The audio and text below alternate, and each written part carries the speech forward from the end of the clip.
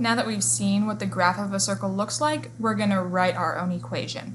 As a reminder, the formula for the equation of a circle is x minus h squared plus y minus k squared equal to r squared, where h and k is our center and r is our radius. In number 4, we have a center at 5, negative 2. So I'm going to start by saying x minus 5, remember we're switching that sign, squared, plus y plus 2 squared equals, and then our radius here is 12, but we need r squared. If our radius is 12, our radius squared is 12 squared, which is 144. That's the equation of this circle. In number 5, I give you the endpoints for the diameter. Now the diameter goes through the circle from one end of the circle to the other, and it goes through the center. That means the center of the segment that is the diameter, that is a midpoint. So we need to find a point that is halfway between 2, 7 and 4, 1. So I'm going to use my midpoint formula. Add the x's and divide by 2.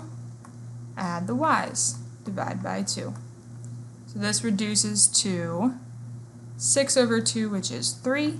7 plus 1 is 8 over 2, which is 4. So our center is at 3, 4. Now we just need to figure out the radius. The radius is the distance between the center and a point on the circle. We have 2 points on the circle, so we could use the distance formula here, or we could use a very similar looking formula, which is just the equation of a circle, and plug in everything that we know except for r, and we'll be solving for r. I'm going to use the equation of a circle, but again, you can use the distance formula, but it's pretty much the same thing. I'm going to use the point 2, 7. You could use either one of these 2 points. So my x value is 2, my y value is 7, h is 3, k is 4. So we have 2 minus 3 squared plus 7 minus 4 squared equal to r squared. 2 minus 3 is negative 1. Negative 1 squared is 1 plus, oh, I put k instead of 4. It should be a 4.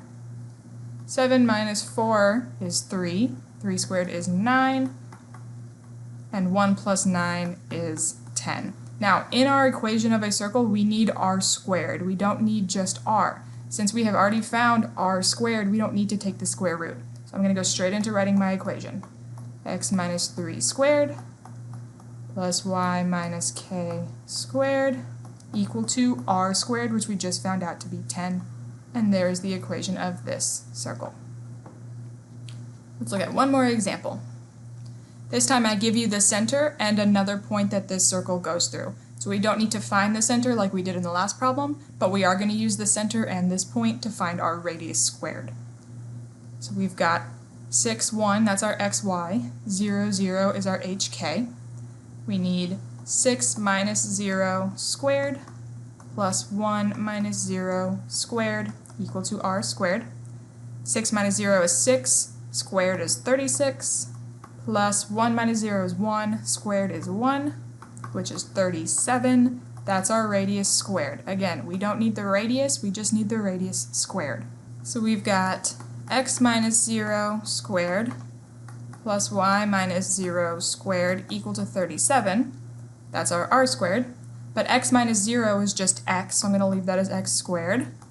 Y minus 0 is y, so it's going to be y squared equal to 37. There's the equation of this circle.